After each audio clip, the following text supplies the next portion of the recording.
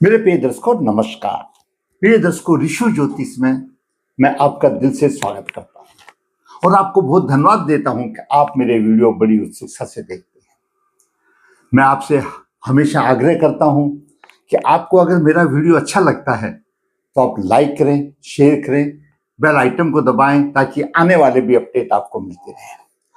मेरा वीडियो वास्तविक कुंडलियों में होता है और मैंने कुंडलियां जो देखी हैं, लिखी हैं, उसमें अनुभव प्राप्त किया है, वही मैं आपके पास प्रदर्शित करता हूं ताकि आपका मार्गदर्शन हो सके। दर्शकों, ये सभी जानते हैं आज के आधुनिक युग में, आज इंटरनेट का जमाना है और सभी शिक्षित हैं। पहला समय कुछ और था। कुंडली के बारे में लगभग सभी जानते हैं। हाँ, सिर्फ वो जानते हैं, उसका अध्ययन में कमी आती है, इसलिए पंडित जियों की, गुरुओं की, धर्म गुरुओं की या विद्वानों की जरूरत पड़ती है, मानता हूं।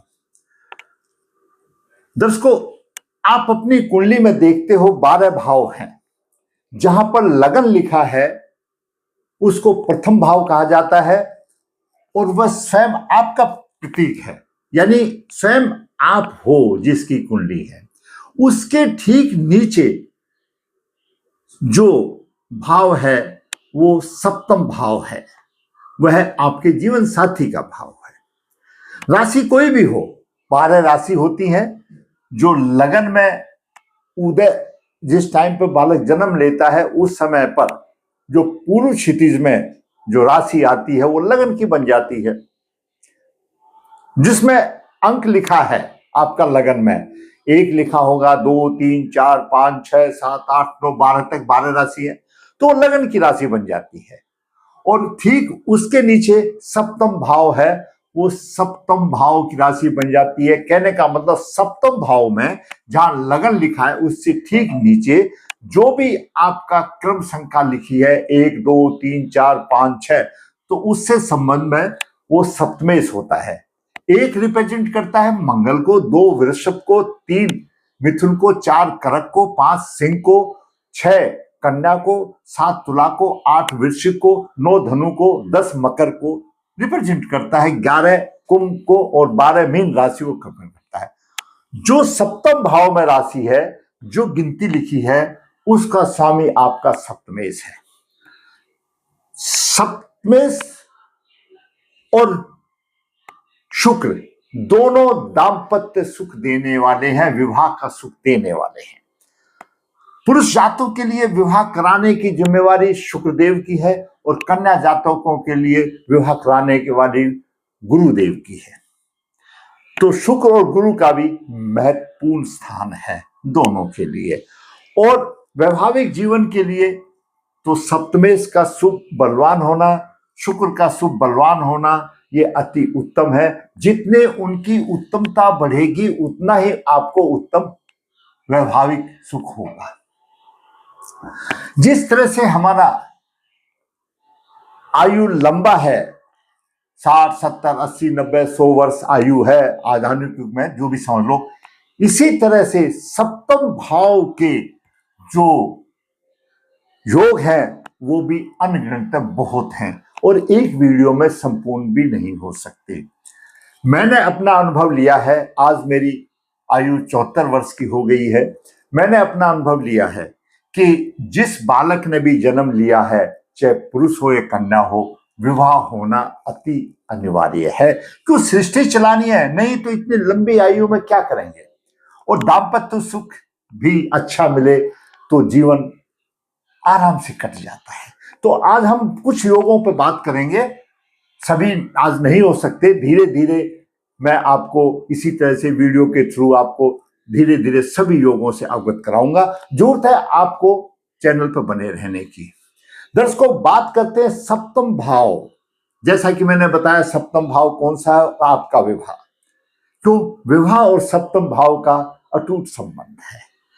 तो सप्तम भाव में लगन कुंडली, किसी भी लगन की, सप्तम भाव में चंद्रमा और शनि की युति है तो शास्त्र ये कहता है अब उसको जो पत्नी मिलेगी ऐसी मिलेगी जिसका उसका पहले विवाह हो चुका है। ये फल कितना घटित है ये आप लोग बताएं, मैंने भी देखा है। अगर शुभ प्रभाव है तो नहीं भी होता है, अशुभ प्रभाव तो अधिक होता है। ग्रहों की दशाओं के ऊपर है। अगर कोई दशा वृद्ध अवस्था में आ जाती है, उससे संबंधित है, तो फिर कंप्रोमाइज में चल जाता है। आप लोग देखा होगा अपने माता पिता को या आस पड़ोस में कोई जो ओल्ड एज कपल है ना, वो बहुत झगड़े से करते रहते हैं। वो दशा का प्रभाव, उनकी दशा उस टाइम पर आती है, और जवानी में ऐसी दशा आ जाती है तो सीधी बात है, तलाक हो जाएगा। अब बुढ़ापे में कहाँ जाएंगे।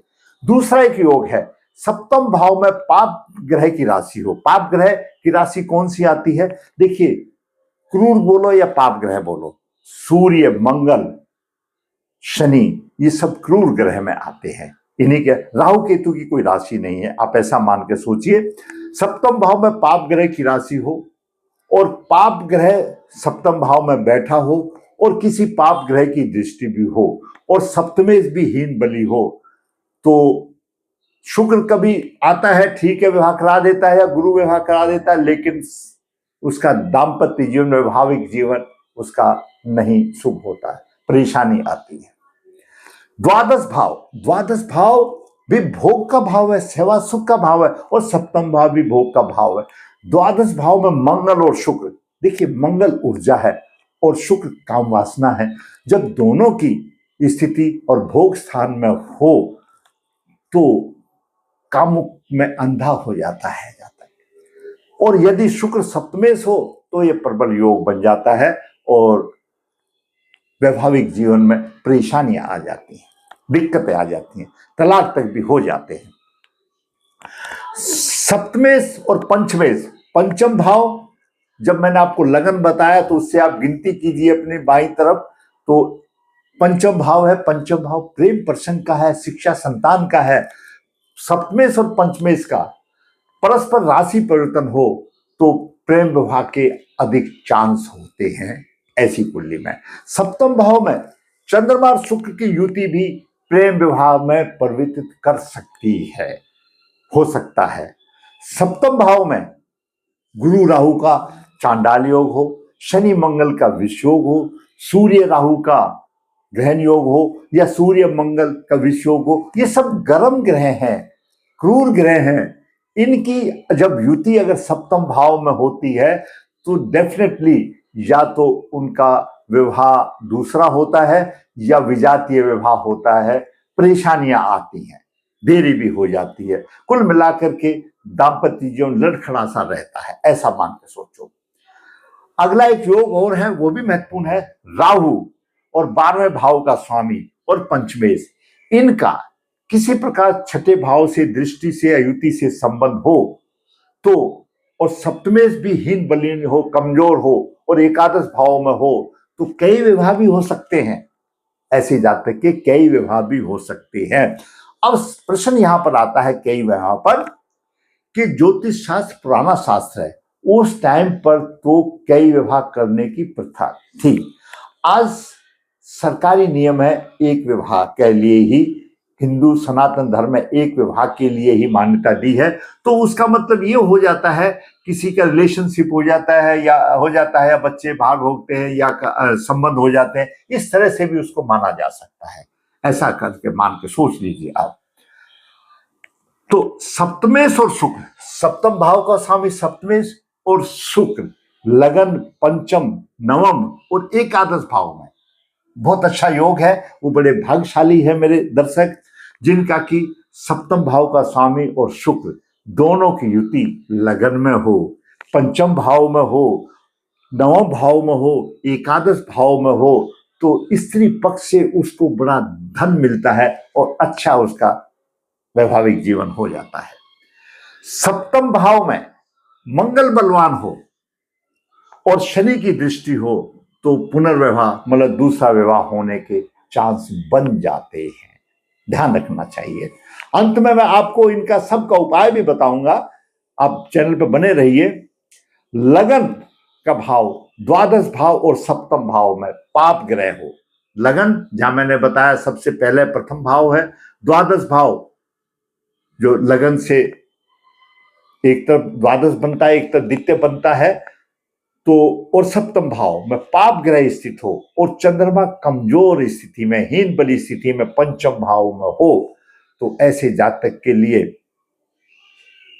स्त्री सुख और संतान सुख में परेशानी आती है, दिक्कत आती है, दोनों में परेशानी आती है।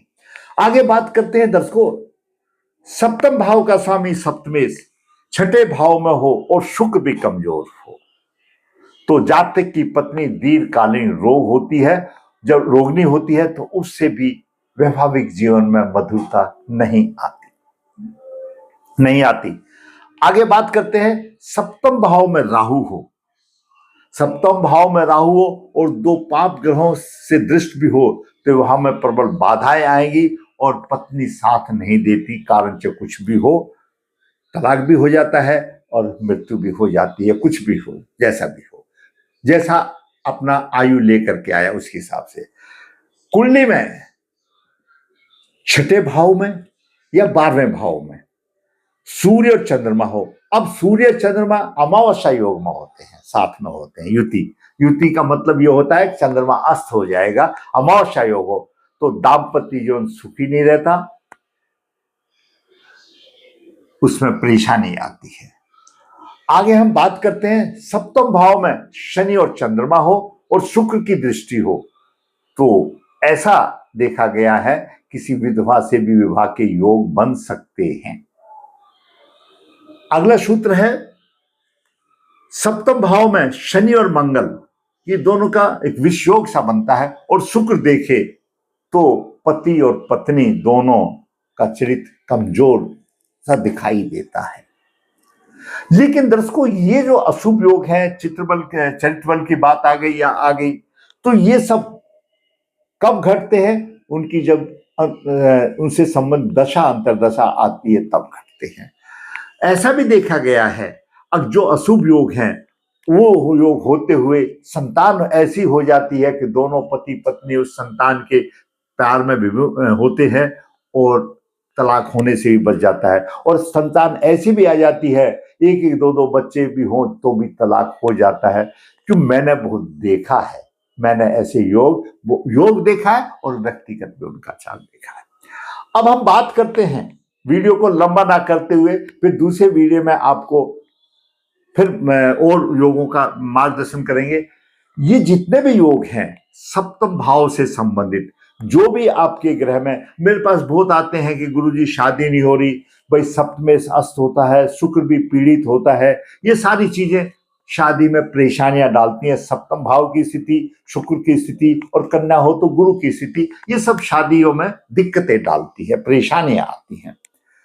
मैंने अपने अनुभव में मैंने जिसको भी बताया है, देखिए छोटा मोटा उपाय, अगर छोटा मोटा दोष हो तो छोटा उपाय भी करने से काम चल जाता है। जिसकी शादी नहीं होती, हल्दी स्नान है, यानी जब आप स्नान करते हैं तो उसमें हल्दी डाल करके किया जाता है, किले की पूजा है, ये कई एक साधन है। अगर ज्यादा विकट समस्या है तो दर्शकों, दोष क्यों आया? कर्मों के फल से आया। मैंने आपको सटीक जो उपाय मैं बता रहा हूं, मैंने करके देखा है और 110% इस उपाय से उनको फायदा मिला है, और बड़ा वैदिक ज्योतिष का उपाय है, उसमें कोई दो राय नहीं। देखिए, दोष आया है तो आपके कर्म से आया है। मैंने इतने लोगों की कुंडली देखी है, मेरे पास आते हैं कन्या पक्ष भी, वर पक्ष भी आते हैं, हमको ऐसी कन्या वधू के रूप में मिली या हमको ऐसा लड़का वर मिला। नहीं, पहले अपनी कुंडली देखिए भाई, आपकी जैसी कुंडली है वैसा ही आपको जीवन साथी मिलेगा। जरूरत है उन योगों के, जैसा आपका योग है उनके विषय में विचार करके, एक से नहीं 3 विद्वानों से विचार कराइए और उनका उपाय कीजिए। और उपाय करने के बाद, पुरुष है तो अर्क विवाह कर ले, कन्या है तो कुंभ विवाह कर ले, जीवन सफल हो जाएगा। लेकिन सवाल है कुंडली का अध्ययन करके क्या उपाय किया जाए, वो सबसे बड़ा विशेष है, वो आपकी कुंडली को देख करके ही बताया जा सकता है। तो दर्शकों, आज मैंने आपको अपने वीडियो में बताया कि सप्तम भाव आपका विवाह का जीवन कैसा है। तो ये सिर्फ मैंने आपको 14-15 योग बताए हैं, शास्त्र भरा हुआ है इससे संबंध में, वीडियो लंबा होगा, धीरे धीरे आपको मैं सभी से अवगत कराऊंगा। जरूरत है आपको बने रहने के लिए। मैं हमेशा बोलता हूं डंके की चोट पर, भाई जिसको भी जो परेशानी आप कमेंट बॉक्स में लिख दिए, मैं बताता हूं। अगर गहन अध्ययन की करने की वाली बात आई तो भाई अध्ययन तो करना ही पड़ेगा, तो उसके लिए भाई शुल्क भी लगेगा। देखो, परिश्रम का श्रम तो सबको चाहिए, लेकिन इतना आप विश्वास कीजिए, अगर आपने ज्योतिष के आधार पर उपाय किया, दोष क्यों आया, उसकी जड़ तक उसको उपाय को खत्म कर दिया और आगे बढ़े, तो आपका वैवाहिक जीवन सफल होगा। वो मैंने देखा है। अंत में आपसे यही कहूंगा कि आपको ये मेरा वीडियो अच्छा लगा है तो लाइक करें, शेयर करें, सब्सक्राइब करें चैनल और बेल आइटम को दबाएं ताकि आने वाले भी अपडेट आपको मिलती रहे। धन्यवाद, नमस्कार जी।